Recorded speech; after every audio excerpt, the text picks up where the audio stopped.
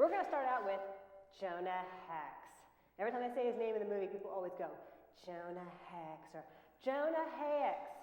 So how do you want to say it, Matt? The less said, the better. But I should mention that Jonah Hex is the story of a Civil War soldier who was a Confederate soldier and starts feeling his conscience about acts that his general wanted him to do involving killing innocents. He betrays his whole unit, turns them over, and his general takes his revenge and kills his whole family, kills Jonah's whole family, and disfigures him, which is why he's got the melted face.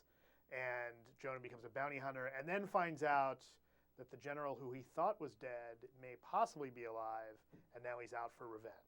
But the trailer could explain it better than I can. Don't do this, Turnbull, please. Daddy! Don't do this now! This mark will remind you of the man who took everything you had.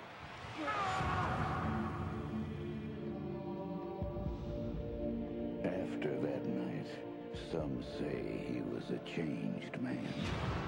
That his spirit crossed over, giving him powers that can't be explained.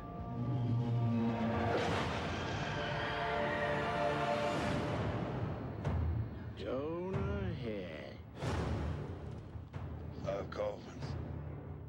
Thinking you might need a... Cut him down!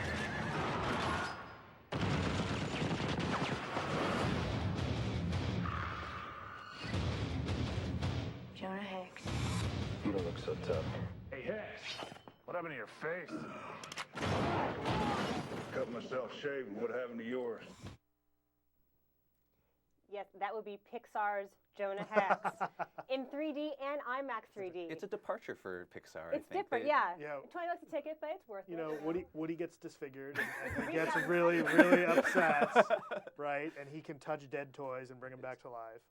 That'd be fun. So go ahead. So thoughts on Jonah Hex? Tee off. I did not like this movie. This is not a good movie, Yeah. and it's unfortunate because there's, one of the reviews I read, and I should mention that almost all of the reviews for this movie have been negative. In fact, until midway through the day yesterday, it was getting the perfect goose egg. Who likes it? I was sad to say that Nell Minow, who I love, Nell likes the movie. That's Nell, weird. the movie mom. The movie mom. So it's good she gave for it kids. a B. I don't know what she. I don't think she saw the same movie. Yeah. This movie's awful. This movie is not good, and it's unfortunate because the directors Neville Dean and Taylor did the Crank movies, which I love. Now, Which are fun. there's Crank movies arguably can be despicable, but they're fun. Well, right? they're actually the writers of this, not the the writers. directors. The writers, yes. This movie is really, really bad. It's choppy. The rhythm is bad. The only thing that's any good in this movie, and it's kind of a measure of knowing that he is a star, is that Josh Brolin is the only thing that makes this movie at all watchable. Vaguely. He definitely adds heft to it because he does seems add- like a grizzled cowboy sort of guy. You Absolutely. can actually imagine him being one of those people. Absolutely, he does do the grizzled anti-hero cowboy bounty hunter thing very well, such as he's given with it. Which It's is so not cartoony. much. Yeah, it it's is kind of very cartoony. cartoony. I feel like there's a real performance in there, struggling to break free of the shackles of this god awful script and movie. And so that's the only thing that really makes it. And there's maybe one interesting moment in the movie, but the rest of it stinks. It's terrible. Okay. Megan Fox is not good. No. John Malkovich dials it way too down. And really, like, if you cast Malkovich as a villain, you want to see him do some scenery chewing. And he just kind of looks bored. I think they the just whole said, way through. we'll throw a bunch of money at you, just grow facial hair and talk like John Malkovich. And he's like, yeah, sure, I'll do that. Yeah. They just brought him in, that's what he did, and went home with this big suitcase full of money. So. Yeah, and what I find really unfortunate about this is Warner Brothers and DC really need to step up their game now that the Marvel movies have been so good, and this is not the way to do it. They've had great success with the Batman franchise, but the last Superman was not that good, and Jonah Hex is really bad. And the worst part about this movie is that, as far as an action movie goes, the cardinal sin is that you just don't care. It's kind of boring. Yeah, the well, only thing that keeps you awake is that it's so goddamn loud. It's very noisy. It is and it deafening. Does, it does that jumpy, jerky thing that you hate, the way the action scenes are cut. But what did you think about the whole thing?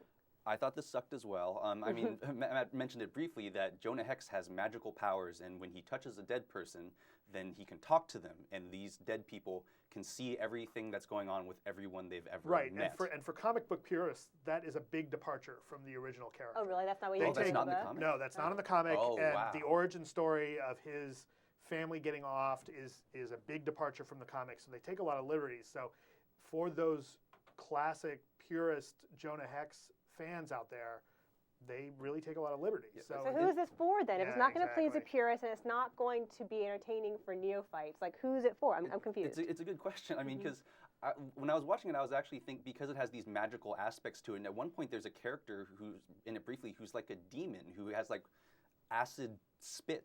And it's this weird monster character, but it's taking place in supposedly real America, like in a real place. And I was thinking, if this had been like 300, where they made it like totally comic booky and like a lot of slow motion and stuff like that, that would have been cool. But it's very kind of confusing. Megan Fox is kind of ridiculous in it. Like, if you like Megan Fox and think she's hot, just go to your computer and look up some pictures of her. You know, that's about all you really need to do in this. It's just it's kind of confused, and also the whole idea of how he got these magical powers. They blow through it really fast In the beginning. In the beginning, Right. It's not an origin story. He just kind of describes it. And also, Josh Brolin, sometimes you can't hear what he says very well because he has a speech impediment because half of his face is burned. Right, and I kind of feel like they mixed up reels in this movie. I wonder sometimes if certain scenes got misplaced, that, you know, you get to see a scene that really does touch upon the mystical aspects of his character and him, you know, having a near-death experience that should have happened much, much earlier in the film, and yet it shows up relatively late in the movie, and you start thinking, how many times does he go through this? Yeah, there's a lot wrong here. The whole movie is like 80 minutes long, but without credits, I swear to God, it's like 70, 71. Like, I saw it at 7 o'clock at night at the Warner Brothers lot, and I walked out and it was still daylight. I'm like, wow, it's not even dark. This is how short it is. And like, if that is all they could salvage, can you imagine like what they cut? You know, and it's probably still about 30, 40 minutes too long. It doesn't feel short. It is a short movie. Does not feel short at all. Yeah, no, it's super noisy. It's really dumb. And we talked about the A-Team last week and how that was big, dumb fun. Right. This is big and dumb, but it's not But it's not fun. It's just tedious. Even Josh Brolin is as much of a superstar as I think he is and can be. I mean, he's a character actor who can also be a superstar. Even he can't save this. And the thing with the face, I know that's a whole like crazy special effect prosthetic thing. I was so distracted by that one little piece of skin. Elasticy thing Right. there. If you're not familiar with the I wanted to, character, like, he's take melted it. his face, Right. and he's got a piece of skin that comes down over his teeth, forced over his open jaw. mouth, and it connects, right? And sometimes if he drinks, like, alcohol will come dribbling through the hole, and then Megan Fox kisses him, and I'm like, ew, like, wouldn't stuff get caught in there? And they I actually don't never know. explain why she likes him so much.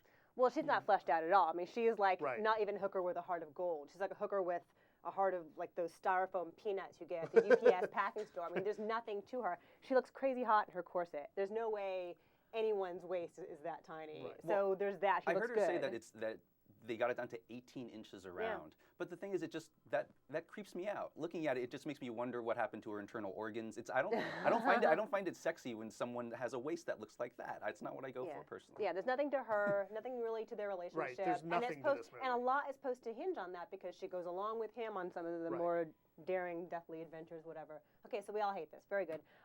Your rating, sir? 2 You give it a 2. dumps.